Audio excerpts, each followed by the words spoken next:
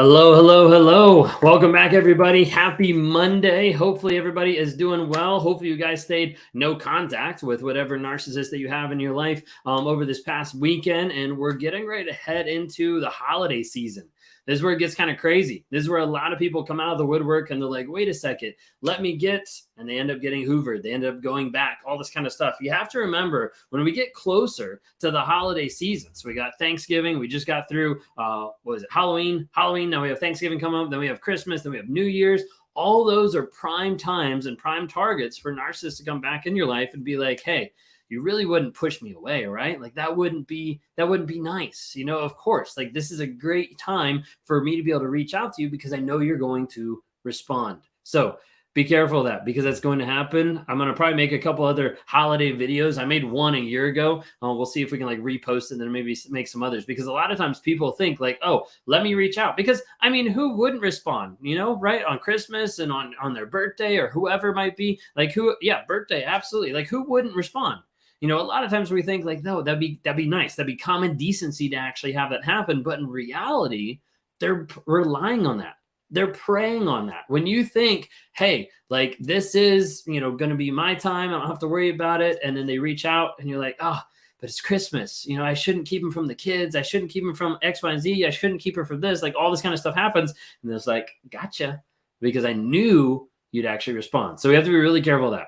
So what we're doing right now, if you guys are new on any of the platforms, we're starting to stream on some other platforms that I haven't done in just a while. It's literally been probably about like 3 months since we've been consistent actually doing some of this. But every Monday, Wednesday, Friday at 3 p.m. Eastern time, we actually run a live Q&A on all right, we'll try it. Not TikTok, not Instagram, but actually on YouTube and Facebook. So we're actually over here.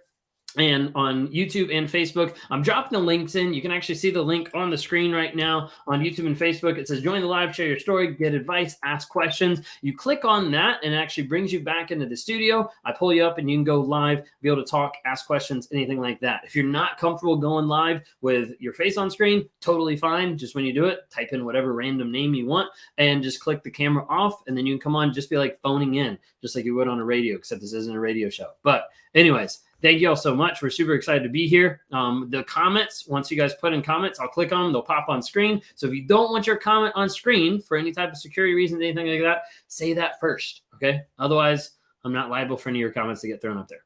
Anyways, all right. Let's see. Scare of the holidays? Yeah, no, absolutely. Like a huge time. My husband and I are having a rough time. I'm ready to leave. You definitely like reach out for help because a huge part of that is getting like clear of what's actually going on. Scott. Messed up again, got hoovered and poof. Now I can talk different to Scott because I've worked with Scott. All right, man, come on. Then you get back on the wagon. We got all that work done. You took those trips. We got those things. We got to get work done. All right? End of the day, it's getting back to the truth of the situation. That's the only thing that's going to set you free.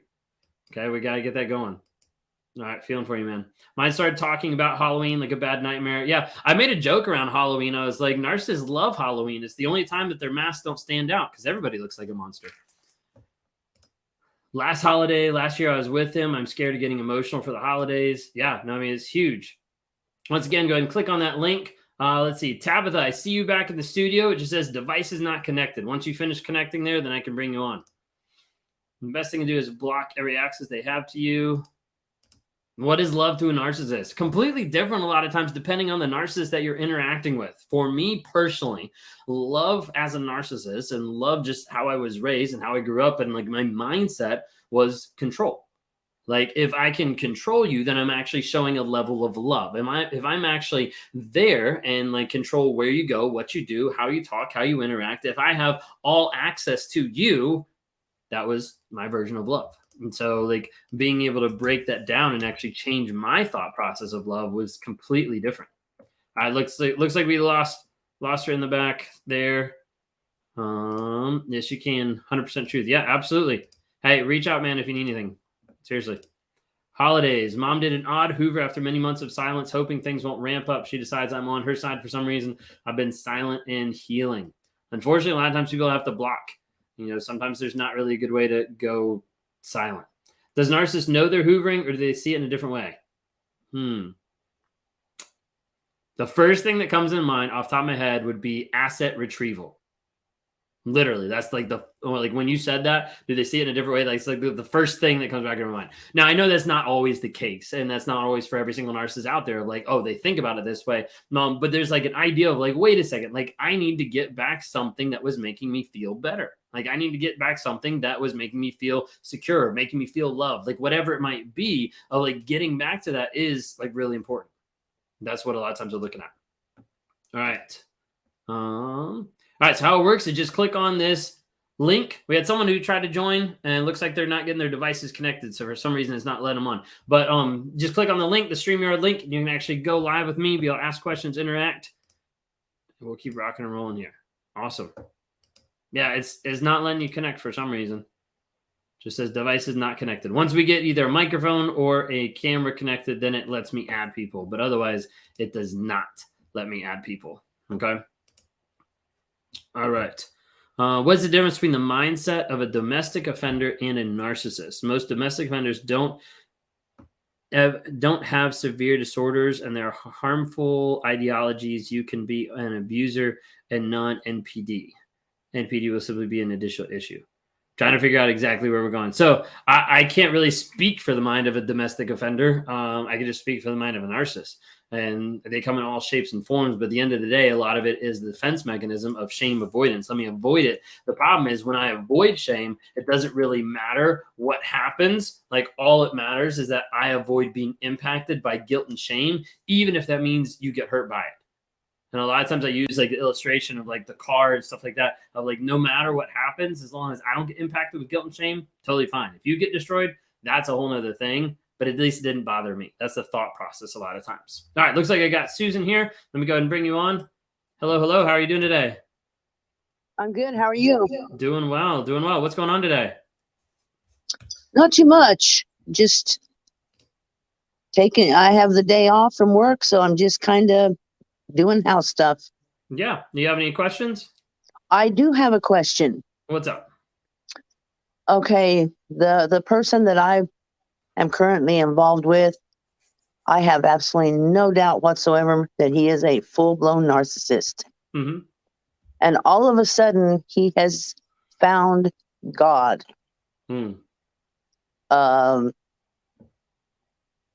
Attended church on Sunday, keeps telling me, different things about how God is not a betrayer and God is there, God.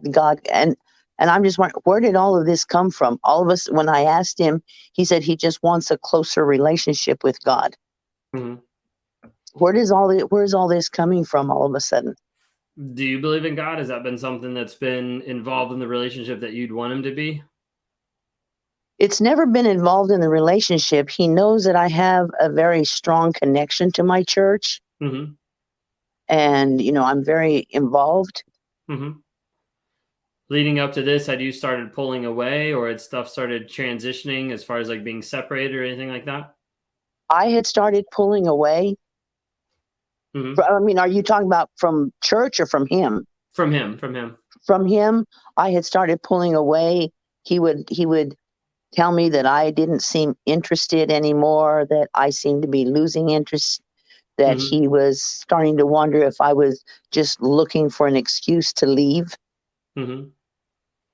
Yeah, so a big part of that is like narcissists can sense a lot of times when people are pulling away, can sense a lot of times when people are already like, flipping the concept of like, okay, like they're done. A narcissist a lot of times can sense that, can see that.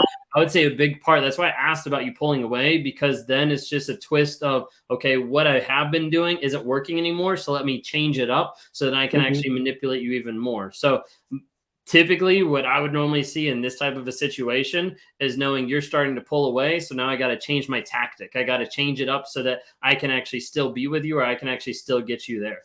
Mm-hmm. Yeah. And in addition, he's also, started talking about maybe taking a job in Germany, just relocating to another part of the country. Mm-hmm. And, because he has asked God to send him a message. Mm-hmm. And the message, I guess, he's getting is that he needs to, relocate or take this job or something. But what's weird part is because he's always been one of those that he would throw women in my face, women he's been involved with, Right. always telling me that women wanted him, that, couldn't even walk into the grocery store without being approached. Mm-hmm. And now the person who's offering him this $6,000 a month job is an old boss that used to try to get him to go to bed with her. That's convenient. And I don't know. It's just all of it just kind of like, it's almost like Mm-hmm. I feel just so confused all the time because by what he's saying, even more so now than before. Yeah, well, let me ask you, like, when he's like all of a sudden found God and all this kind of stuff, like, what have you noticed of being like, how is he demonstrating a changed behavior or a walk with God? None. Okay, then it's all bullshit. And that's what you have to rely on. You have to go off of the truth. You have to go off with like the honesty of like, this is what's actually happening, because people lie, period. But it's especially dangerous. Like whenever you get to the place where they're lying and they're using God or Christianity or anything like that to be able to hide behind it. That's all he's doing. He's hiding behind it and he's using it to manipulate, to confuse you, to manipulate you, and to get closer to you. When in reality, he's doing the opposite thing. He's setting stuff up the opposite way. Mm-hmm. Yeah, like I said, I just that was in fact yesterday he was talking about God, and I just flat told him, I said, I don't know that I actually believe that you believe in God. I said, I know you. I think you're more prone to believing that you are a God. 100%. That's the narcissistic mindset, the ego that's raised up so high that it has to be able to put other people and God at bay. So 100%. I hope he takes the job and you're able to go no contact, because that's really what you need to do to start getting space from that person to start making sense of what's in your head. Right. I've gone no contact, and I always get sucked back in.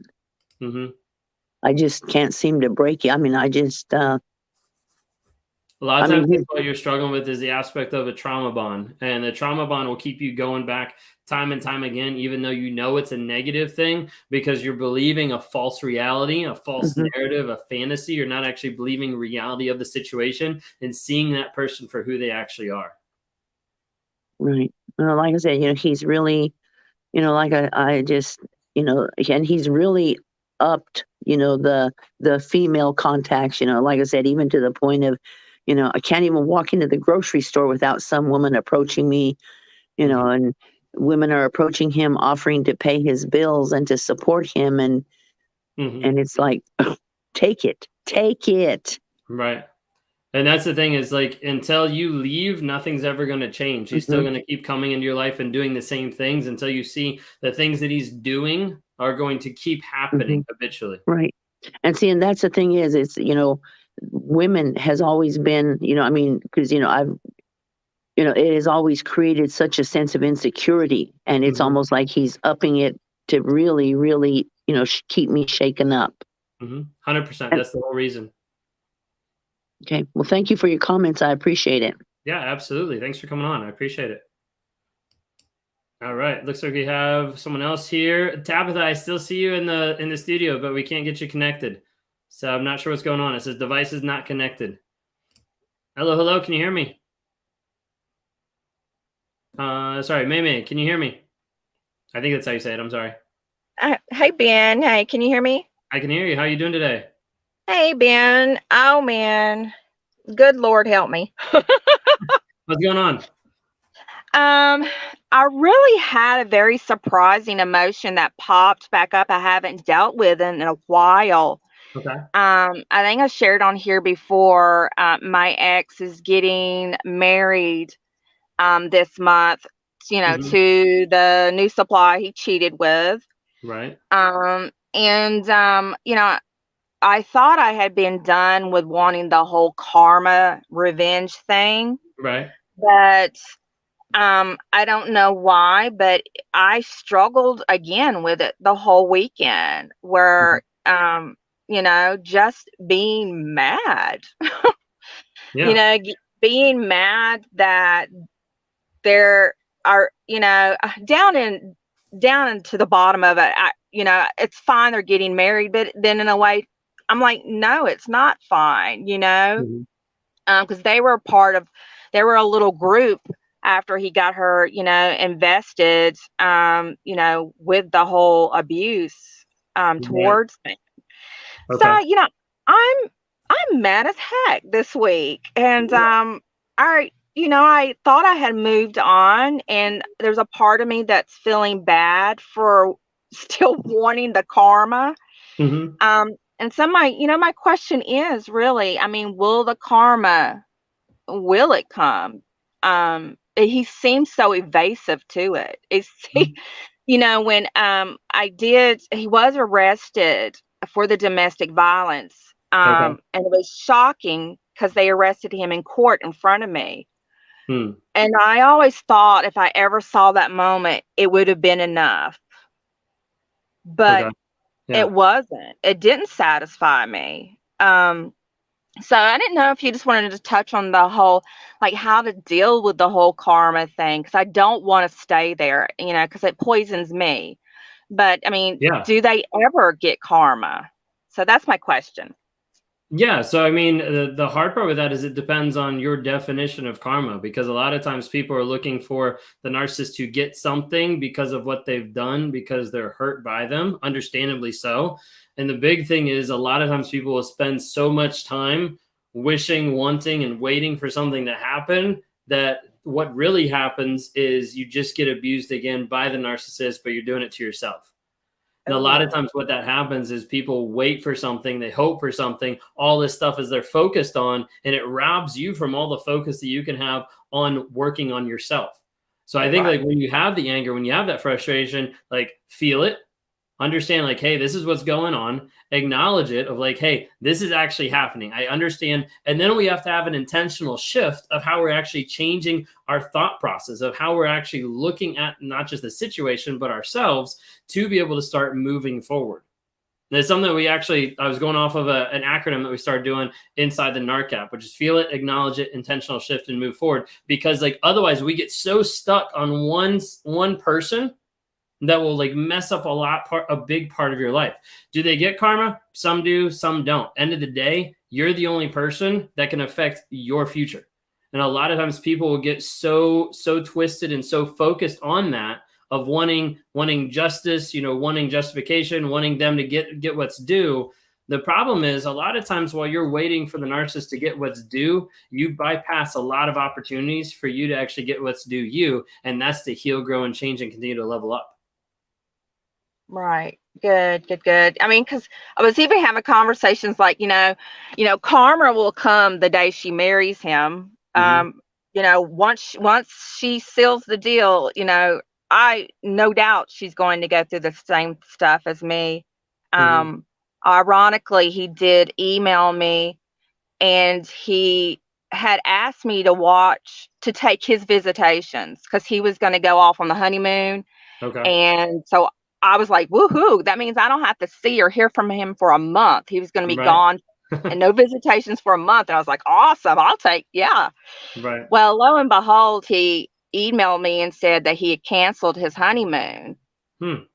And I laughed in my head because he did the same thing once we got married. He canceled our honeymoon. We Really? didn't go. Yes. Whoa. I Whoa. thought, well, that That's is crazy. weird to me. That's crazy. Probably didn't want to Yeah. spend money. Yeah. I'm just Probably saying. did. I'm just saying. Probably didn't. He's like, all right, got this one locked in. Forget that money. Yeah, but thank you so Unfortunately. much. Yeah, I no, just wanted to absolutely. be able Honestly, to. like a big focus, a big focus. So like I work with people every single day. So I talk to typically like 4 to 6 people a day. And like one of the things is like working with people over a period of time, there's an aspect of drinking from the fire hydrant of like learning about narcissism, which is understandably, and you need that to be able to understand and be able to process stuff. And then it switches over a lot of times into the anger, frustration, when you realize what's been done, how they've hurt you, like all those things. You're just like, I can't believe this actually happened. Then a lot of times it goes back to the aspect of like blaming yourself. That's negative self-talk that we have to be able to switch around. But then there is an intentional shift in focus of where we start taking the focus not necessarily on them and start to focus it on you, because you're the one that can heal, grow, and change. They are not able to do that because they're not engaging with honesty. And that's really where like we start to see like huge shifts happen in people's lives because they're grounding themselves in truth. And once that truth takes hold, it starts to skyrocket on their actual like healing journey. So then in essence, would you say karma is served for some, like you're getting the healing, you're being set free, but the ones that don't ask for help, the ones that don't want to get help, they'll always be in prison and I'll be free. It's very true with like the prison piece, because a lot of people don't want to see that and don't want to acknowledge it. And honestly, when I say, hey, like narcissist karma is being themselves, is having to live with themselves, people are like, well, that doesn't make me feel better. Like that's really like the thought process of like, I don't feel better because I didn't cause pain to another person. Not necessarily cause, but I didn't see it actually happen. At the end of the day, the narcissist is a slave.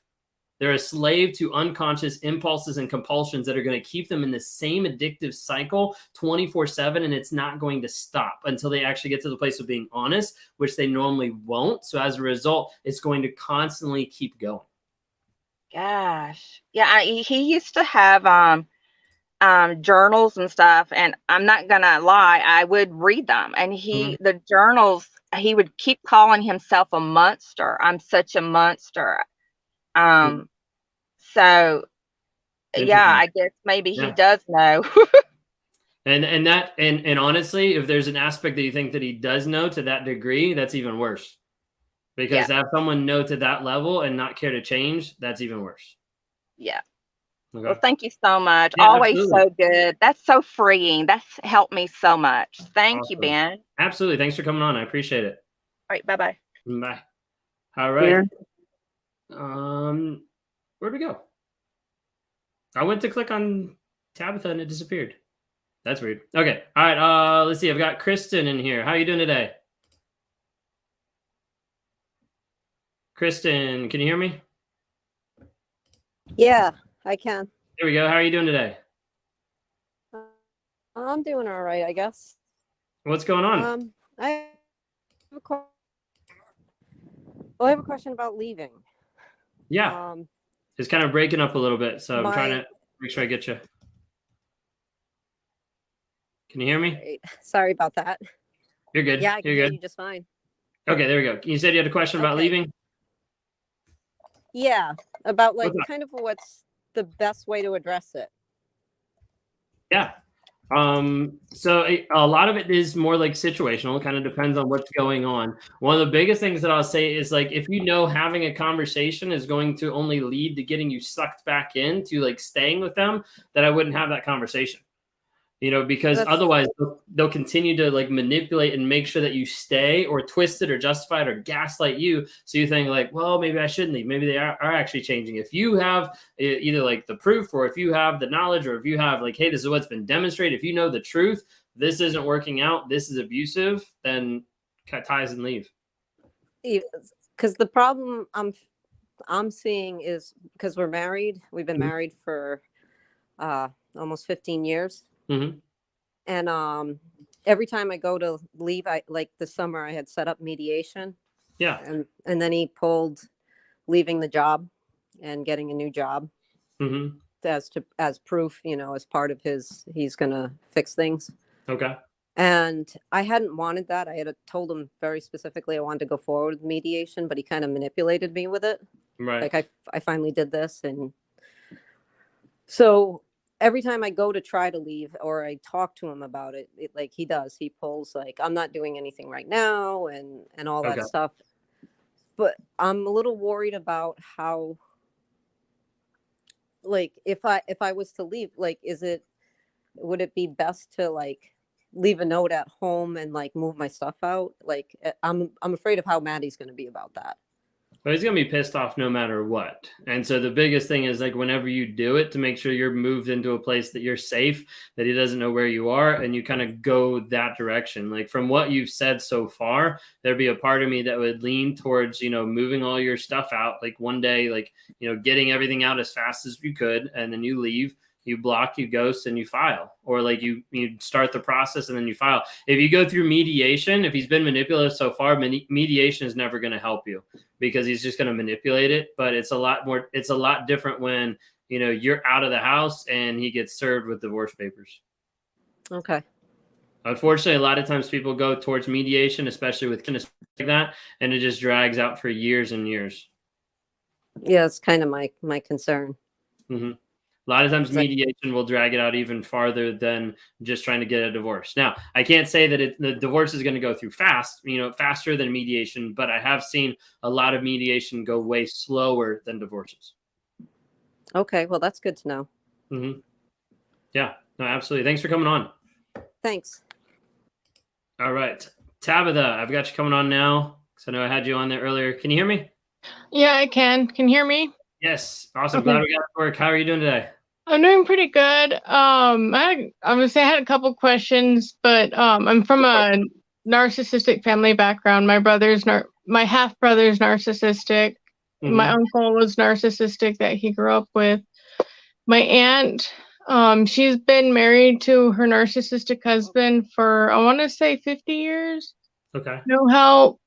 She's kind of a doormat. And my first question was, can they pick up traits after Like being people married that to are him? around. Yeah. Yeah, that have been around. Yeah, a lot of times they can pick up, traits or habits or actions, or a lot of times we'll refer to them even as being like narcissistic fleas, like stuff like that, that is something that's not necessarily inherently them, but they start doing to survive, or they start doing because it's easier to adhere that way versus, how they actually are. That's good to know. Thank you. We had an argument recently. My brother did get his karma when he tried to manipulate a bunch of people for a place to stay. And just a heads up, he did commit suicide. So that was this year. And then my narc friend started crawling around right around Halloween. And with their new supply, but I was wondering, what do I do when I've been trying to avoid them? And I ran into them first time at a fiesta. I worked for the fire department, so I was in uniform, and I backed out, and then I waited until they left. Got harassed by one of their monkeys that I blocked. And now she's like taking photos for a rescue I took photos for, and she badmouthed them, and now she's there taking photos, and I'm kind of like, I wish she'd go back to the shelter and do what she did, because we were both photographers, and I learned a lot from her, but now I'm like, I want her to go away. Yeah. So, I mean, whenever we have people come into our life, whether that's, relationships, abusers, whether that's, people that, are in our lives from family to anything like that, like a huge aspect of that is like setting up like healthy boundaries. And so sometimes you have to go out and you have to be like, hey, like, this is a boundary that I have. This is something that I'm not willing to do. I don't really want to engage in this level. I don't want to communicate in this level, whatever it might be. And when they go against those boundaries, when they don't listen to them, then that's where you kind of like step back and you're like, all right, like, you can keep doing whatever you want to do, but it's not going to be around me, or it's not going to be, with me involved or anything like that. And so sometimes those boundaries have to be set pretty strong and then followed up with, the consequence of like what you want to do to be able to say, hey, this is the level of stuff I'm going to handle, and I'm not going to let it go past that, because I have to value like my like sanity, my health, my growth more than, making sure that they're, happy with whatever. Okay, that works. Thank you so much. I wasn't sure what to do on that. Absolutely. Absolutely. Thanks so much for coming on. I appreciate it. Thanks. Yes, I did get a haircut. Guys, if you don't follow already, this is one of the Narc Avengers that's actually here. So Stan Coaching. She's on all the different platforms under Stan Coaching. Earlier we had Le Disco Mama hanging out as well. So again, one of the other Narc Avengers too. But if you guys don't follow already, feel free to be able to check that out. I did have one question that I saw pop up here that I wanted to answer real quick. It goes back to this. I actually have a video that we just did recently about this. He's arguing right now with me through messages saying I sex starved him and flipping everything he's done to ruin me and trying to blame me somehow. Okay, help me understand. So Crazy topic, because a lot of people don't like to hear stuff like this. But a lot of times, the narcissist, a man, period, a lot of times is going to come out and be like, oh, you didn't take care of my needs, therefore I get to do whatever I want. No, that's typically just a weak ass man who's too much of a coward to actually step up and be able to have responsibility and share himself emotionally. Instead, they're saying, oh, intimacy is sex. If you don't give it to me, then I'm going to go find it from someone else. Okay. With that, there's an aspect of like learning, like, hey, what's actually going on in the relationship, like abuse, like all that kind of stuff. There's a lot of different things that are going on there. But at the end of the day, like if they use that to be able to justify the things that they do, especially like abusive, going around doing other things, all that kind of stuff, is not true. That's not true at all. Like that's just another way to try to manipulate you and control you, unfortunately. All right, I've got a couple other people in here. Hello, can you hear me? Atalia? I don't know how to say it. I'm sorry. I'm gonna botch it. Yes, that's correct. Can you hear me okay? Awesome. Yeah, I can hear you perfect.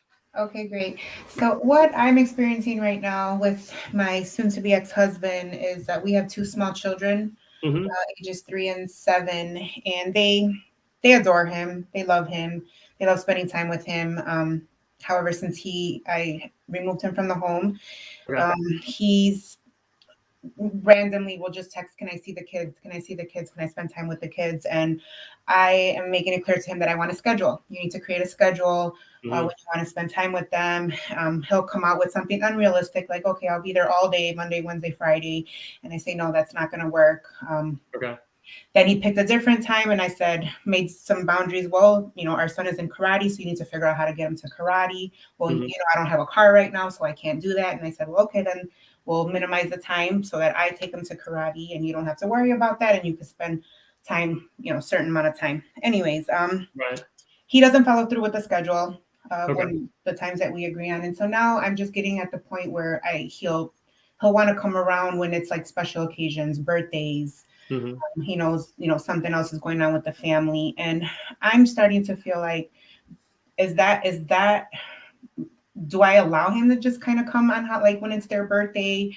And I know Thanksgiving, Christmas and stuff is coming up. And this is all new because in the past, when we would separate, he would be able to just kind of pop up on occasions. It wasn't something that was a problem. But now I just see that, no, that I don't want to allow that anymore. And so is it just a matter of just completely cutting him off, like ignoring him? What's the situation with like custody with the kids? Well, I just recently filed for divorce. Okay. So that's pretty much where we're at. And I don't even think in his mind, he thinks that I'm going to follow through with it, but I am this time. Yeah, a lot of narcissists don't think that you have the guts or that you actually will follow through with it. They expect you not to. That way they can keep being in your life. Yeah. Yeah. Yeah. So I guess my concern more of like him wanting to interact with the kids, the majority of the time that's like, let me be around them for holidays. That way they can either ruin it, focus it back on them, or make sure they then get to you. So like I would see about following through with like filing, and then I'd also get to the place of like making sure that he's blocked and not communicating with him at all, like until like stuff actually like follows through. Like check with different attorneys. It depends on your state, different times of like how it actually follows, or country, wherever you're calling in from. So like just check with those, because sometimes there's little nuances. But the more you can get to the place of just going ahead and, hey, like he's already out of the house, like I'm going to serve divorce papers, and if he wants to contest it, if he wants to contest like custody, then he'll have to fight that battle in court. Okay. All right, thanks. Absolutely Thanks for coming on. All right, looks like we're having technical difficulty with anti-narc. Let me see. It should just be where you can click like either unmute or like start the camera or something like that. It should let it do that, and then it probably needs to pop up. If you're on your phone, it probably has to pop up and you like enable it in the settings or something like that. You might want to go out and come back in. Maybe try that. I'm not sure. Okay. All right. Let's see. Mo, how are you doing today? Hi, Ben. How are you? Doing well. Yeah, I'm okay. I've just been listening. I actually wasn't going to phone in. I was just going to listen. Is this holiday thing a thing, Ben? Yeah. Because it's a great times to hoover people. No, I mean, it brought back something for me. Not the holiday before, but the one before, he always made me feel like I was trapped in a situation. So he had control over me, if that makes sense. Yeah. And then I went to get off the plane, the one before last. I was trying to hold it in, but then I burst into tears. The plane hadn't took off yet. And I was so embarrassed, I didn't know what to do. My heart was pounding. I was scared. So I stood up to get off. And he said, why? And then he was like, I don't know why. Sit down and let me talk to you. But he hadn't spoke to me all through duty free, customs, everything. Okay. From the hotel the night before. He was all moody and I couldn't work it out. Anyway, he stopped, didn't do it on the next holiday. But the one after that, he said he felt sick and he felt, he had diarrhea. So I got him some Imodium in duty free, which kind of put paid to that. But then he said he was he felt sick. So when we got on the plane, same thing before it took off, he was blowing his cheeks out as if he was going to vomit. But I knew he wasn't, because you don't do that when you're going to vomit. And he kept running to the bathroom while we were still grounded. And then he said, I don't feel well. I need to speak to them. I think I need to get off. So I thought, I don't understand this. So anyway, the flight attendant gave him a sick bag. And then the flight attendant didn't actually tell him to get off. He said, I think it's a good idea. I should get off to you. And they said, well, if you feel that bad, then yes.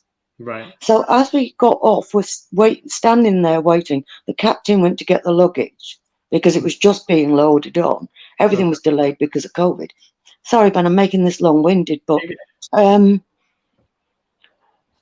as we were walking off to go back through the other way, passport control, back out, I actually looked in the sick bag and there was nothing.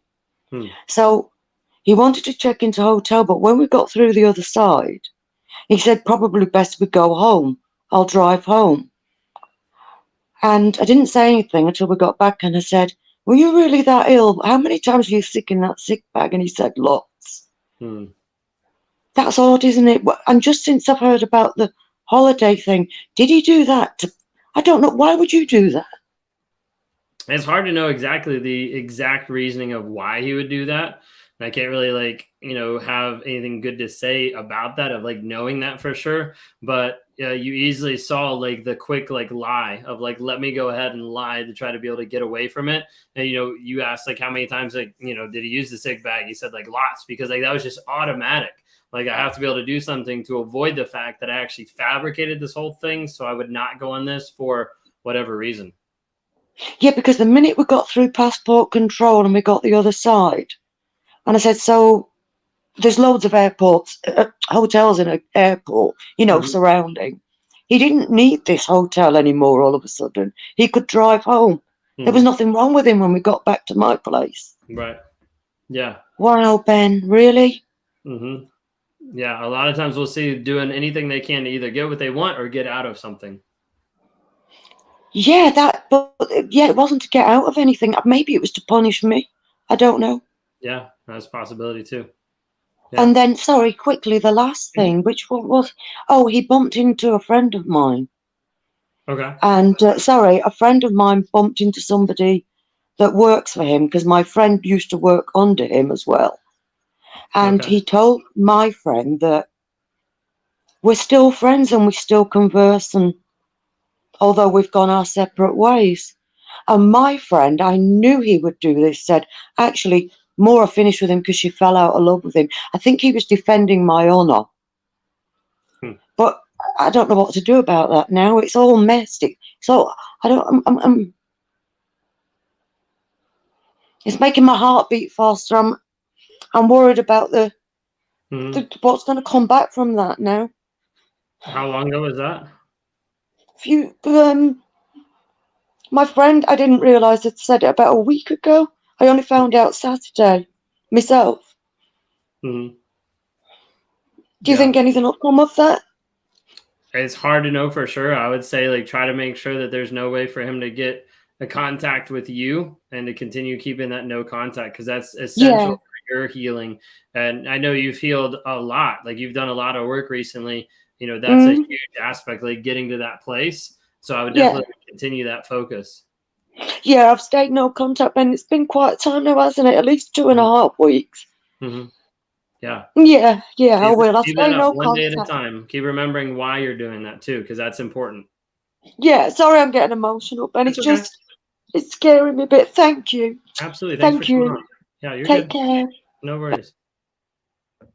All right. Hey, Ben. Oh, how are you doing today? I'm taking it one day at a time. Yeah, what all's going on? Well, I'm still no contact with the ex. Okay. I'm focusing on my healing from the childhood trauma. Yeah. You know, like I think earlier I had texted in the chat, you know, I got into it with my mom and everything. You know, she didn't protect me as a child when I told her who was abusing me sexually and stuff like that. It took me on a dark road, you know, drugs, alcohol and stuff. But right. there were times in my recovery where I was clean and sober and I would be living with my mother, with my children. And you know, and I didn't want to blow it. You know, my children are my world, you know, and basically my mom, you know, through this journey that, you know, with you and everybody, you know, on the platform, make more aware of what exactly I went through as a child. I'm adopted. I'm not her biological daughter. I think jealousy, definitely. I believe I'm a survivor of her narcissistic abuse, manipulation stuff. She was one of those mothers where, you know, whatever happens in this house stays in this house, right? Okay. So, yeah, which is toxic, obviously. Right. So long story short, when I be in a healthy place and I'm clean and sober, I'm around my children, and I would see her smack my children. I saw her biological son smack my child. And when I would report this to the police, the authorities, CPS, it would always be the same thing. Oh, I'm crazy. You know, telling people I'm mentally ill, all these things. My children are terrified. My one son, who's autistic, reached out to me and was telling me, you know, that he was scared that if my mom found out we were talking, he told me that her friends said I don't love them, I've abandoned them, I don't want nothing to do with them, you know, all the poison, right? And basically what I'm going through is the parental alienation is what's happening. She did try to file a restraining order at one point when I'm suspecting that her friend is having inappropriate relationships with my children, the red flags, you know, and I'm clean and sober. I'm not high, delusional, crazy. Right. And she filed a restraining order. She lost her restraining order. And I'm sure that was a narcissistic injury for her, for sure, with my mother. I saw it after we left the courtroom. She was not happy. She thought she finally had me in a chokehold, was going to keep me from my boys. Brought the person in question to court, and I didn't know what I just told the judge. He said, are you going to get a real lawyer? And I don't know if, you know, again, there's that spiritual thing, and I appreciate the narcissist in church. That's beautiful. I can't wait for it. You know, as far as the spiritual part, I just don't know what prompted me to say that. I had no idea what was happening, you know, and I said, yeah, I'm going to get a real lawyer. So thankfully, I actually had another family member help me pay for a real lawyer, and magically, which I don't believe in magic, but that person didn't show up again in court when they found that I had a real lawyer, and my mom got a lawyer. So long story short, I'm just trying to keep myself educated on these things. I told her, you know, I want to be in my children's lives, that I'm in recovery, trying to hold her accountable for certain things. I had to call CPS again. My son is smoking, buying condoms, you know, trying to reach out to me, tells me he wants a relationship. So I'm not afraid of her anymore. She doesn't control me. And I called them to investigate again, because my son said, Mom, don't call him. You know, he's scared and he doesn't want to talk. And she's got them children living in absolute fear. But see, thankfully, I escaped, you know, and they have to understand I'm still their mother. And even though she has physical custody, I'm still their biological mother. And when I see abuse, I can't turn a blind eye. When I see my child smoking, telling me he's doing weed, he's buying condoms, he's telling me, you know, all these things, all this poison they're feeding him. not to gain narcissistic supply about my children. I genuinely love my children. So it's been a battle, Ben, but thank you for all you do and all the knowledge that you've shared and everything. And I just got off the phone with my therapist. She's going to meet with me. I'm continuing in therapy, staying away from the ex-boyfriend, and just continue to move forward and focusing on my recovery and my children, because I believe in my heart one day, I need to be in a healthy place when they come to me and we've all suffered under her narcissistic abuse. I need to for them. So anyhow, Ben, I appreciate everything.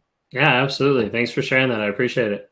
Yes, I'll continue to share and hopefully sharing this pain and knowing I have a community now that kind of understands, what it's all about. And I'm starting to understand what I've been through, and that I'm ready to do the work and stay away, set boundaries, do the work. Because I genuinely want to be a healthy mother. So yeah, absolutely. Awesome. Thanks so much for sharing that. I appreciate it. All right, Ben, you take care of yourself. Thank you. All right, take care. Bye. All right, I've got one more person in the studio, anti-narc. Let's see what we got. Hello, hello. Can you hear me? Don't hear anything. Anti-narc, are you here? Hello, hello. I see like video. There's like black. No audio. Can you hear me? We're having some technical difficulties getting this one connected for some reason. Let's see if we mute you. Can you unmute yourself? All right. Doesn't look like it is connecting for some reason. So, yeah, I can't hear you. So it must be a setting on your side of not being able to get it connected. So it looks like we got like the video, but it's all black, and then it doesn't show. I don't hear anything. So sorry about that. So not sure what's going on with that. We had a couple people that had a couple issues bouncing in and out of the studio, just trying to get everything like connected and everything like that. So, but we have all that going. So if you guys are new here, or if you're tuning in and you're not sure what's going on, every Monday, Wednesday, Friday at 3 p.m. Eastern time, we go live on Facebook and on YouTube to be able to have people join the studio, actually come on screen, interact, share their story, ask questions, things like that. We had a bunch of people that came on today. Just want to thank everybody for coming on. Really great questions, really great shares and things like that. So awesome. I really do appreciate like everybody who's coming on today. Couple questions. I know a couple people mentioned something. I know, Cherry, you mentioned working through the journal. Absolutely. So like filling out the journal every single day. Hey, it's super helpful. I've had a lot of people say it's helpful. If you guys have one of the journals, From Fantasy to Reality, if you've got it recently off of Amazon or from the links, feel free to go in and like leave a review. We've been trying to just let people know more of what's actually there. So it's got over 100 prompts inside it that we wanted to be able to share with people. So From Fantasy to Reality is the journal that she's referencing there. Someone mentioned here, do you feel that there are more narcissistic people out there than what is statistically reported? Yes, absolutely. And that's not just my opinion. You can actually, there's a couple things that Dr. Ramani has said about it being much higher than what we actually see statistically reported, because a lot of the statistics are people that are actually diagnosed going to a therapist that actually want to have that diagnosis or want to change. The majority of the time, narcissists aren't willing to do that. So that's why the percentage is super low at the same time. Someone mentioned here, is it difficult to be aware? Does your internal world change, or so you just choose to change the way you project yourself outward? No, your whole internal world, internal story, internal thought process has to start changing. And it's not easy. It's definitely a big difficulty in starting to work through that. And it's really hard to be able to process a lot of that and figure out like what's going on. All right, so try it one more time. No, we can't hear anything. Okay, so Anthony, her question, or his question, I'm not sure who it is. My question is that I recently started a new job with a very narcissistic colleague. We're in quite a competitive field, and I'm doing quite a bit better than her, which is causing her to continuously try to sabotage me and hurt me. How can I handle with that? A big part of having narcissist people come after you is ignoring them. One, it'll piss them off, and two, they won't get any traction. If you're starting to see stuff in the aspect of like the workplace where you can go ahead and be like, hey, I just need to communicate to my boss, like, this is happening. I'm not causing it. I'm not accentuating. I just want to let you know this is what's going on. Sometimes that can help as well. You just have to be careful, like walking through some of those problems. But a big part of that is if someone's doing a smear campaign, ignore it. And a big part of, you know, the workplace is if they're trying to like come after you, a lot of times you have to go above their heads to make sure that people know this is what's actually going on. Okay. All right. Looks like I've got Michelle here in the studio. Let me bring you on. You'll be the last caller for today. Hello. Hello. How are you doing today? Hi, I'm a little nervous. I've been wanting to ask you questions for a while. I've been watching your videos, and I just like I see a lot of truth in it with my ex and that. I personally am still technically married to mine, and I have 3 children with him, and I moved like 7.5 hours away to get away because I couldn't do it myself, I guess because of the trauma bond. Yeah. But in doing like a lot of the trauma bond is really hard to break, and a lot of times even if people leave, just time, knowledge, and space doesn't always like fix it. Sometimes it still is stuck. Yeah, I've gone back and forth. Like I've taken trips back out there, thinking that I wouldn't because I was so far away. And it's just been really hard, especially having the 3 children with him.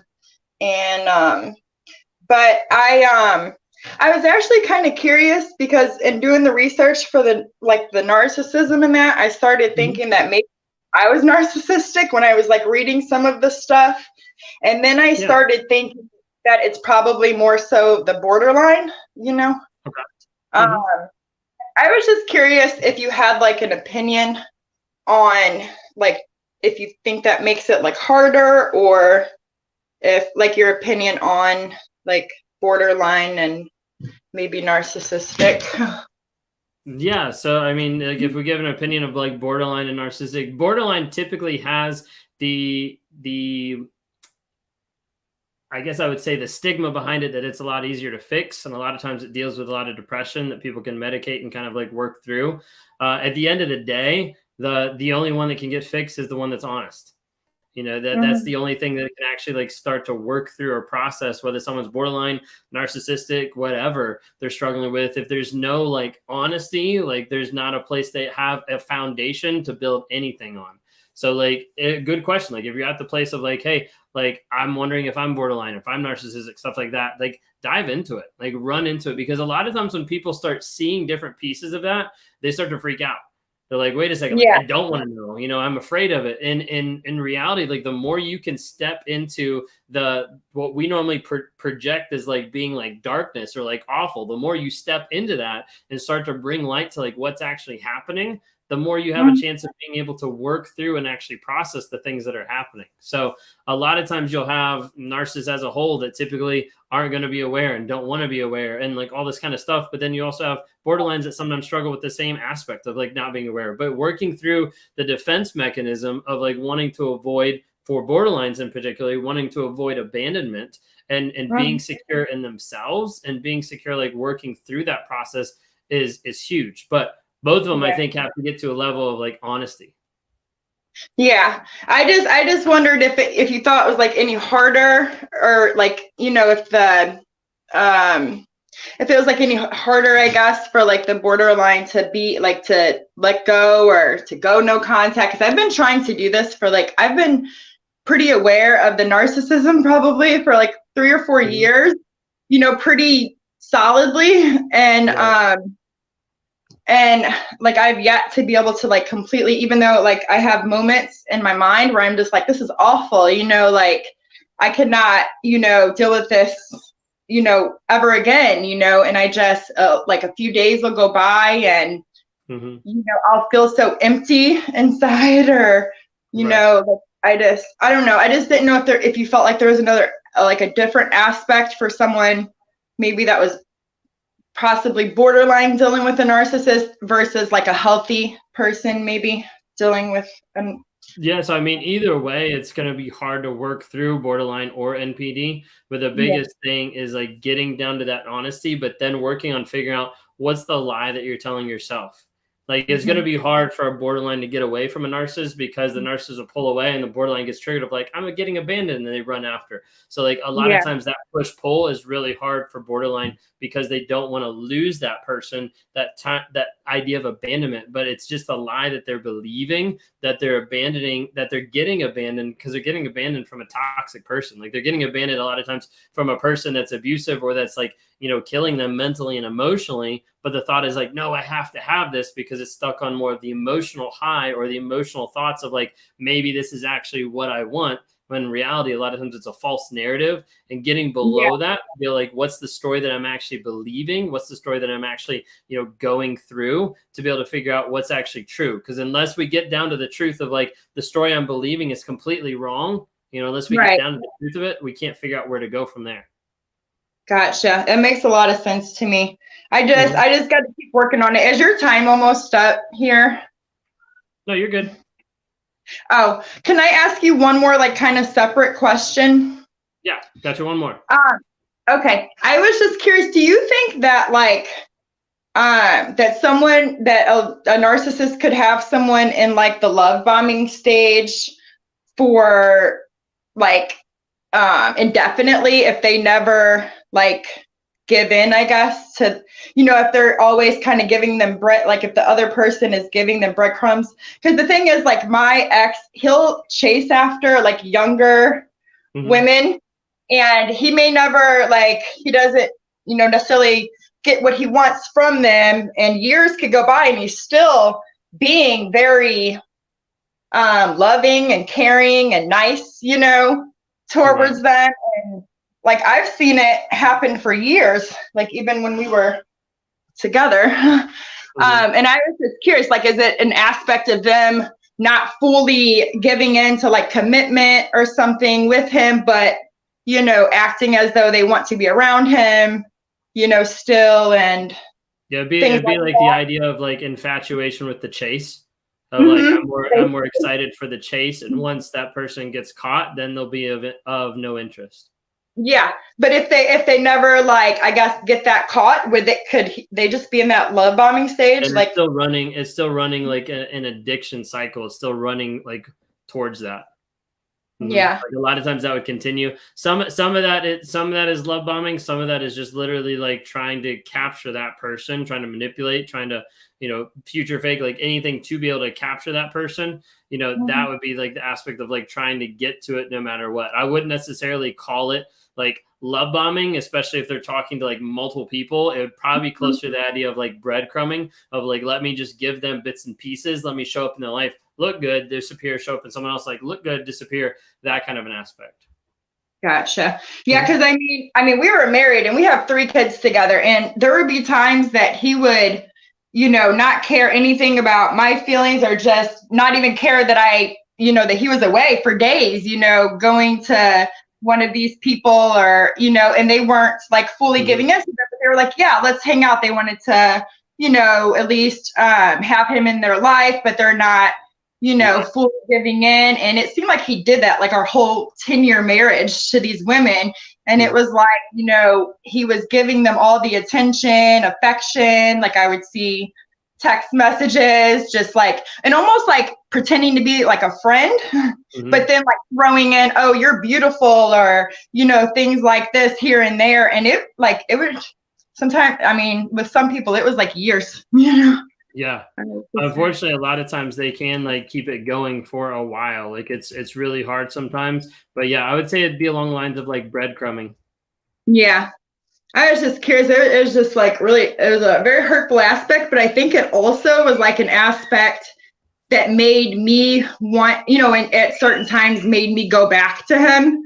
Like, kind of like, oh, like maybe I could stop that or something like that, Right. Yeah, and unfortunately, like you don't have any control over that. That's the hard part. But yeah, I appreciate you for coming on. Yeah, absolutely, appreciate it. It's good to have you on. Yeah, thank you. Have a good day. Could I maybe call back if I have questions like next week or something? Yeah, we'll be on Monday, Wednesday, Friday, and if you want to talk more in depth about some of that stuff, feel free to reach out to me. You can do it at rawmotivations.com and grab a time there and we can chat. Okay. Okay, awesome. Thank you. Absolutely. All right, take care.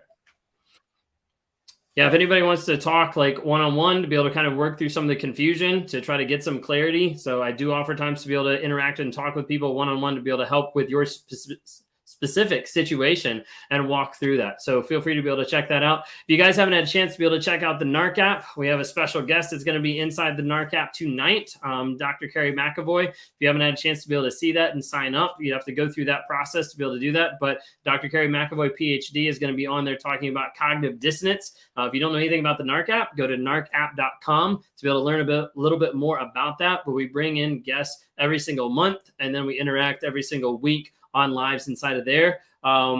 Just found out the other week, and I think I announced to the NARC app folks the other day, but I haven't put it on any social media. But my wife, Kayla, is actually going to be starting to do one live a month inside the NARC app. So if you guys haven't had a chance to be able to figure that out, that is something that's coming up in December, where she's going to be doing that. You might have seen her on some of the shorts, answering some like fun people's comments that have been coming at us recently, but she's getting more involved and excited for that. So feel free to be able to reach out and be able to see that. You can go to narcapp.com. And if you guys don't get a chance to be able to sign up, we have going on tonight, Dr. Carrie McAvoy, and that's happening. So anyways, if you didn't get a chance to get your question answered or responded to, we're going to be on every single Monday, Wednesday, Friday on YouTube and Facebook to be able to get the links. If you guys are on all the other platforms like streaming, we pretty much ignore your comments. Sorry, but you're just getting invited into the live show. If you ever want to go live, make sure you hop over onto YouTube or Facebook to be able to get those links. Y'all have a great day. I hope everybody has a fantastic day, and we will see you guys back here on Wednesday at 3 p.m. Eastern.